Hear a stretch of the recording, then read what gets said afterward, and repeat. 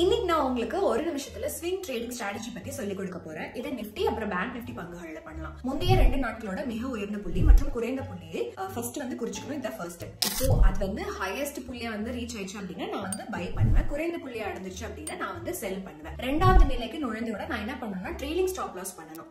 நாம அதை எப்படி பின்தொடர்வது அப்படிங்கறத நம்ம பார்க்கலாம். அடுத்த நாள் நமது முந்தைய 2 நாட்கள் அதிகபட்சம் அப்புறம் முந்தைய 2 நாட்களோட குறைந்த அளவு அது மாறியே இருக்கும் அப்படிங்கிறது வெளிப்படையா நமக்கு தெரியும். எனவே நான் ஆல்ரெடி ஒரு பை ட்ரேட் பண்ணிட்டேன் அப்படின்னு வச்சுக்கலாம். அடுத்த நாள் என்னோட முந்தைய 2 நாட்களோட குறைந்த மதிப்பை மீண்டும் நான் சரி பார்ப்பேன். இது கடந்த 2 நாட்கள்ல என்னோட ஆரம்ப குறைபாட்டிற்கு குறைவா இருந்துச்சு அப்படின்னா அது என்னோட ஸ்டாப் லாஸ் ஆகும். அதாவது என்னுடைய ரிஸ்க் அதிகமாயிட்டே இருந்துச்சு அப்படின்னா நான் அதை வர்த்தகம் செய்ய மாட்டேன். ஆனா இதுக்கு மேல இருந்துச்சு அப்படின்னா ஆபத்து குறைவா இருக்கு அப்படின்னு அர்த்தம். இந்த வழியில நான் முழு ஸ்ட்ராட்டஜியை யூஸ் பண்ண முடியும். நீங்களும் இதை பயிற்சி செஞ்சுட்டு எப்படி உங்களுக்கு வேலை செய்யுது அப்படிங்கறத கமெண்ட் செக்ஷன்ல எங்க கூட பகிர்ந்துக்கோங்க.